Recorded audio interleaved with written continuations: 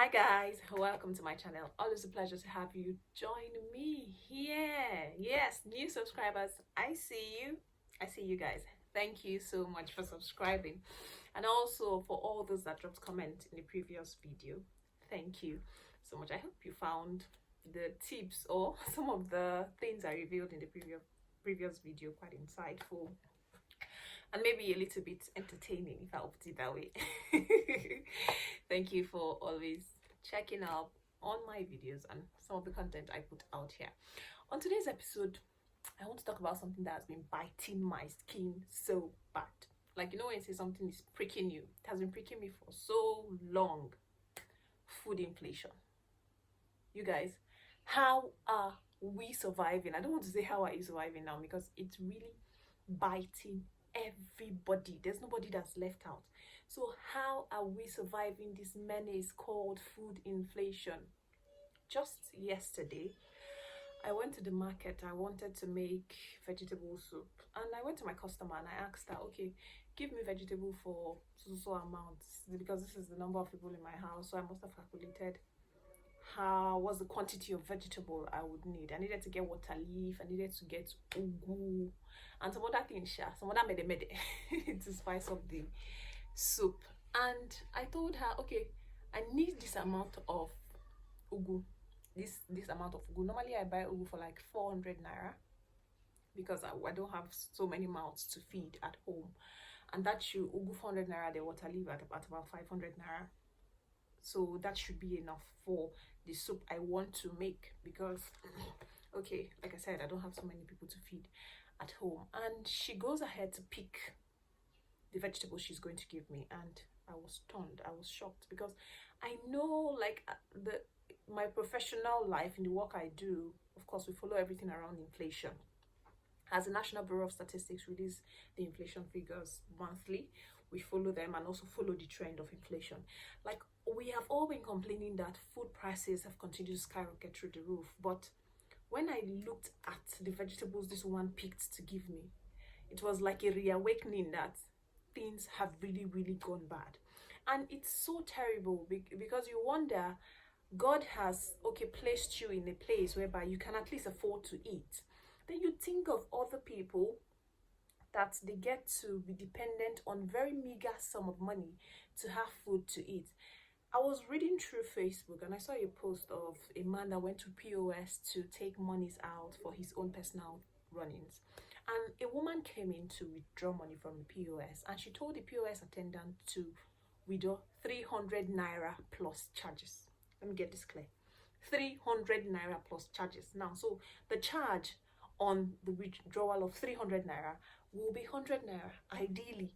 So the woman and her child are supposed to go home with 200 naira. And this good Samaritan thought of, what can 200 naira do for someone in this economy? If we are really telling ourselves the truth. And he had to go out of his way. He says he was going to withdraw, I think, about 15,000 naira. Then he had to tell the POS person to hold up on his transaction and punch in 25,000 naira. So he took 15,000 naira and handed 10,000 naira to this family that came to withdraw. The woman and her son, I beg your pardon, that came to withdraw 300 naira. And he says till he drove off from that place, they kept touching his car, trying to appreciate him. And then I sit down and think to myself, how are we surviving as Nigerians? Because now we are not talking about monies to buy clothing, to buy jewelry. We're talking about money for food that you will eat. And it's so sad and bad, because it has persisted for so long.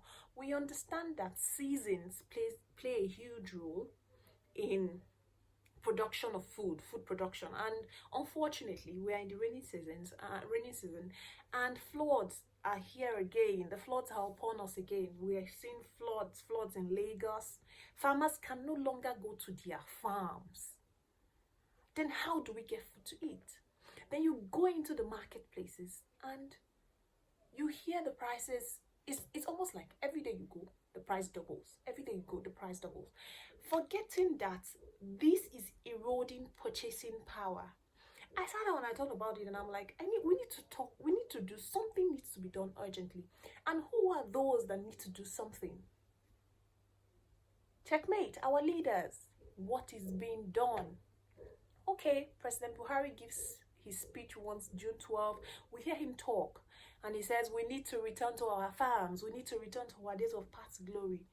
How is that going to happen if there is insecurity in the country at the speed it is going? I've interviewed a good number of agricultural experts, a good number of policymakers, and because of my work, and they say insecurity is about the biggest thing, the biggest menace that has attacked the agricultural sector. Just recently, I moderated a panel, and it was about real challenges facing farmers in agric. And I was listening to a farmer on the panel speak, and he made it bare that these solutions are not skyrockets. These solutions are not rocket science. I beg your pardon. They are not rocket science. They are at our fingertips. How about we make it work? And the issue of food pains me so much because food is something that we should all have. We should all have food to eat. That's how bad it is. If we cannot afford food, then we are at ground level. Like if you dig further than where we are now, now crude oil will come out. We'll bring out crude oil. And that's the truth. A rejigging, I don't know if I should call it rejigging, because experts have been talking, farmers have been complaining that things are difficult. And purchasing power is not increasing. Let's even have that at the back of our mind, that salaries are not going up. What 100,000 naira could get you 2 years ago, it's like 100,000 naira is reduced to 50,000 naira now. I was having a conversation with my husband, and he was like, 200,000 naira is now like 70,000 naira, and that's the actual truth. I was able to do a little bit of research, and I chronicled food inflation from January till this time. Of course, like I said previously, the National Bureau of Statistics releases inflation report, CPI report, for every month, basically tracking the trend in prices. That's in the inflation trend in the country. And in January of 2022, food inflation was at 17.13%. We proceeded to the month of February. Food inflation moved to 17.11%. Now, from 17.13%, 17.11%, we can see there's a downtick. In March, it moved to 17.2%. In April, a whooping 18.37%. And I was reading, and it's like 7 or 8 months high. In May, 19.5%. And if the floods attack the farms in the core states where agric is a mainstay, this figure is going to go up. How are we surviving? How are we coping? Or have we entered a de facto mode whereby anyhow it is, we're going to find a way to survive?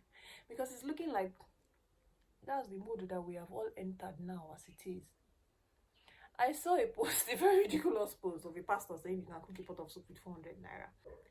10,000 naira cannot comfortably make maybe a pot of soup and stew for you now. That's how bad these things have gotten to. Because if we cannot have food to eat, then even the survival mode that we want to enter is going to be a very, very huge problem. I just reeled out the figures now.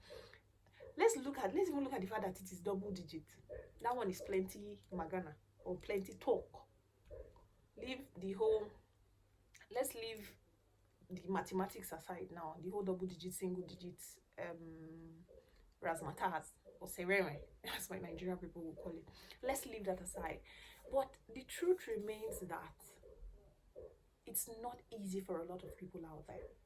Because if you cannot find food to eat, then you begin to think, what can I do to get food to my table? Or what can I do to ensure that my children have food to eat? And people say, okay, I remember there was a time they say blame the middlemen. The middlemen are the one hoarding, or they are increasing prices. At this point, you cannot even blame those selling that are adding gains. Although some people tend to add extravagant gains to what they sell, but they also have mouths to feed. They go to the same markets that we go to. So sometimes when you want to even think, oh, let's blame these people, you don't think about it. I'm like, why should I blame them? We all go to the same market. So what I will buy for so they will also buy. So their profit margin will want to change. This food inflation thing, I just wish our government would do something about it. Unfortunately, we have entered the electioneering period, and there's been a change in the tide of events, and everything now, every focus is on 2023. But then again, if you want to head the nation, or you want to be Nigeria's leader in 2023, what actionable solutions can we do to tackle this? Are we going to enter into 2023 going to cast our votes at the ballots and still have battling high food prices? These are the critical questions that I sit down sometime and I ask myself that this thing now, the whole sakpa, no fit catch me. I don't know if you know that song. If you think of sakpa now is catching everybody. There's nobody that is left behind. Even the very, very rich, okay, let's say the elite, but even the elite, are they finding it funny? Fine, there's money to spend. It just, the truth is, okay, it might not be biting them as much as it is biting us. But the food inflation thing now is really, it's really sad. It's really bad. And I thought of it that this episode, I just want to rant. I just want to rant about how there are holes in the pockets of everyone now. We don't have a middle class in Nigeria. Let's tell ourselves the truth. The lower class, there are holes. There are holes in our pockets, and these monies continue to fall off. This monies continues to go away. Basically, they say money is like air, or money has a spirit. It's like the spirit now has doubled, because now if you have your 1,000 naira denomination, all you have to do is just break that one. And by break, I don't mean like tear it into two, but just try to use it to get something and take 50 naira out of the 1,000. And in the space of how many minutes, the 1,000 naira is gone. Fiam, everything have disappeared from your eyes like this. So there's nothing like chopping the life of my head now. So I really just wanted to rant about how it's really depressing. It's very depressing if at this point, like, we hear of glory days when agriculture was the mainstay of the Nigerian economy, the groundnut pyramids, the palm oil story, how Malaysia, I think, came to Nigeria, got our palm fruit, and now they are top players in the palm oil market. And here we are, we're crippling, dragging our legs, dragging our hands, and we bear the title, the giant of Africa. A giant can feed her children. A giant can ensure that her children eat 3 square meals a day. Is that the case for this giant? I don't think so. I don't think so at all. This giant massive has become a Lilliputian. It has become it has become a very, very small Lilliputian, according to Gulliver's Travel. I don't even know how to pronounce that name again, whether it's Lilliputian or Lilliputian. I really don't know. But the whole situation is really, thinking about the whole food inflation thing especially is really depressing, because you get to go to the market and somebody drags your dress and say, "Auntie, I beg, help me complete money for this thing where I won't buy. My money don't finish." And you yourself, you are struggling to stay within the list that you have written. My dear sisters, I don't know if we even still follow that list judiciously when we go to the market. I really wish our leaders would step up to the plate, because the moment it affects food, it affects everybody. This one is not even saying, oh, it has not affected me yet. It has affected everybody. Everybody is affected. So this is the time to say, okay, I remember during that some time ago, grains were released. I think that was during the COVID-19 era. Grains were released by the president, because to help soothe some of the after effect of the COVID-19 pandemic. But now, even if they release the grains, how many of us is it going to get to? Let's not forget the other part whereby you get to see issues of corruption around all of that. But I don't really want to talk about that. But I really want to implore and probably just put the word out there that it's not easy. It's not easy for a lot of us. A lot of people are not speaking up, but it's really biting hard. Food inflation is biting hard. The moment it hits food, it hits everybody. There is nobody that is left out. Oh yes, you have 5 bags. You are the elites. Yes, they have 5 bags of rice in there. What is five? They have bags of rice in their warehouses. They can afford to take care of themselves. But as we are all struggling and fighting, remember, it's not only elites that will cast their votes. These other Nigerians, even the lower class, the middle class, the bourgeoisies will not be the only ones to cast their votes. All of us will meet at our polling units.